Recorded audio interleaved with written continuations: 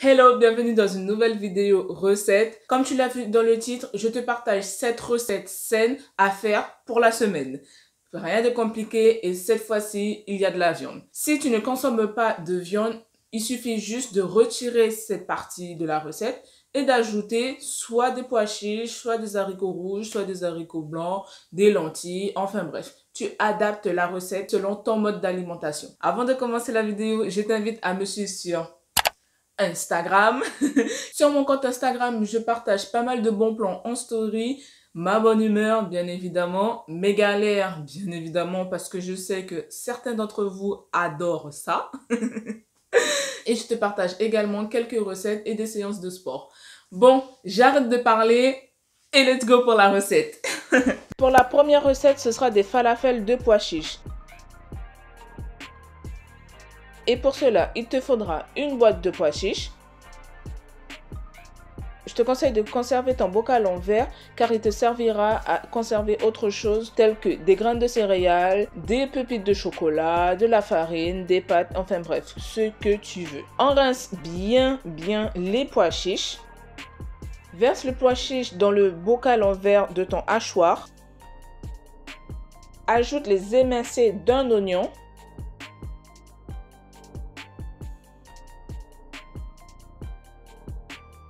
Environ une poignée de pignons de pain, 3 cuillères à soupe d'huile d'olive,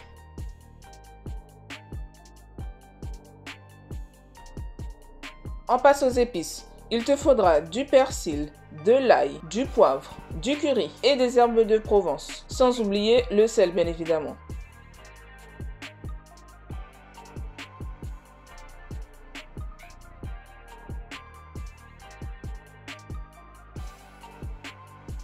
Rajoute des graines de sésame, mais cela est optionnel. N'oublie pas d'ajouter un peu d'eau.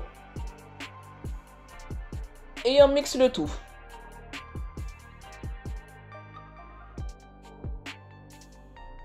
Alors pour cette partie, j'ai pas eu le temps de filmer, désolé. En fait, j'ai rajouté environ 200 g de farine de pois chiches, mais tu peux également ajouter environ 150 g de maïzena ou 150 g de farine de blé. Forme les boules de tes falafels, soit à la main, soit à l'aide de 2 cuillères à soupe. Pour la cuisson, ce sera 40 à 45 minutes à 180 degrés.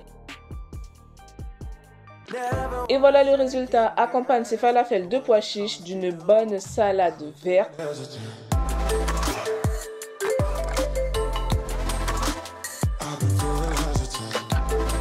Pour la deuxième recette, ce sera des pâtes accompagnées de julienne de légumes et des travers de porc boucanés. Oui, boucanés, car c'est une recette guyanaise.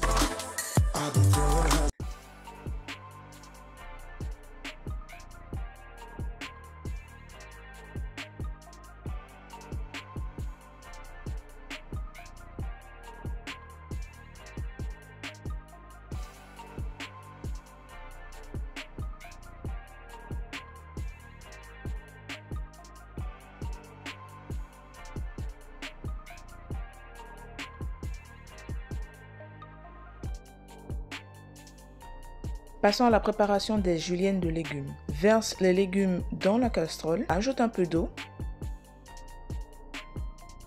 et des épices. Il te faudra du sel, de l'ail, du poivre, des herbes de Provence. Il n'est pas nécessaire d'ajouter de l'huile.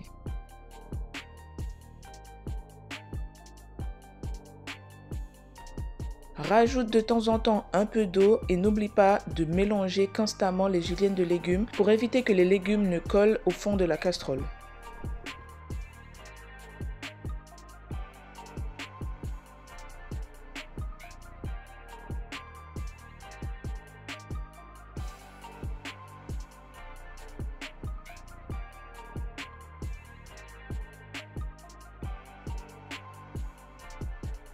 En goûtant rapidement les travers de porc, je me suis rendu compte qu'il manquait un peu d'épices. Du coup, j'ai rajouté des herbes de Provence, du piment fort, un peu de curry et du poivre noir.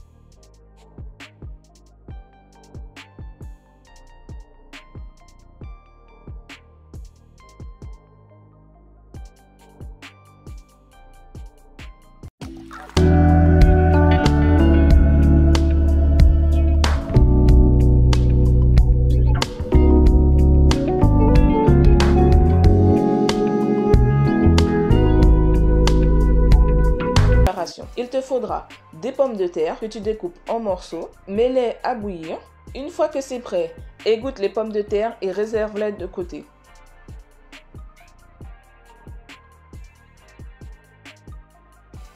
Découpe en morceaux des pavés de saumon.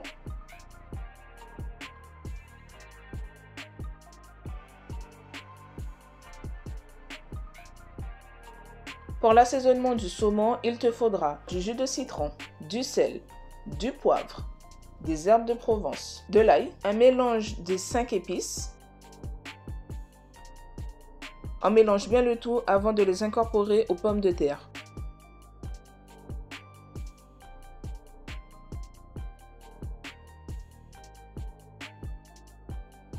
Pour la béchamel, il te faudra 20 centilitres de crème de soja, environ 400 g de lait végétal, un peu de muscade, de l'ail, du persil, du poivre noir, 3 cuillères à soupe de maïzena ou de farine semi-complète, environ 70 g de fromage râpé, et on mélange bien le tout. Découpe les feuilles de blettes avant de les ajouter à la béchamel.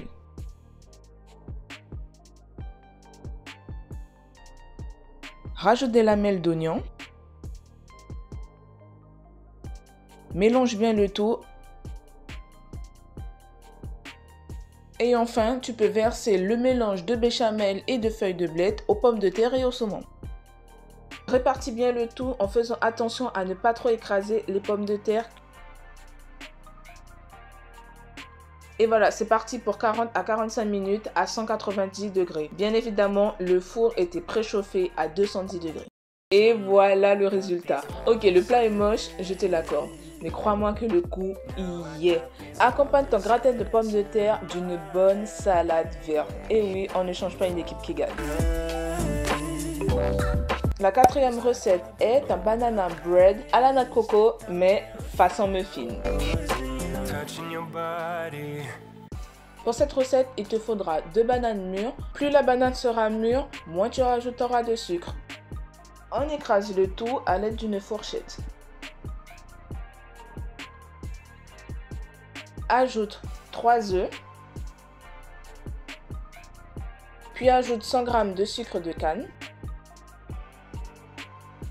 Ajoute un peu de cannelle et un extrait d'amande, sans oublier le zeste de citron vert. On mélange bien le tout jusqu'à obtenir une légère mousse. Plus il y aura de mousse et plus ton gâteau sera moelleux. Aide-toi d'un batteur électrique pour aller plus vite. Mais si tu n'en as pas, mon ami, il va falloir travailler les bras.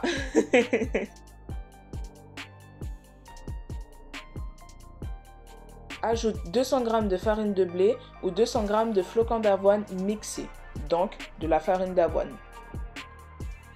Ajoute un sachet de levure chimique et environ 40 à 60 g de noix de coco râpée. On ajoute 3 cuillères à soupe d'huile d'olive ou de l'huile de colza. Ajoute 3 cuillères à soupe de lait végétal. Puis mélange bien le tout. Juste avant d'enfourner tes muffins, décore-les de graines de sésame ou de pépites de chocolat ou de cacahuètes grillées non salées. Enfourne environ 35 à 30 minutes à 180 degrés. Voilà un parfait goûter ou dessert à partager ou pas.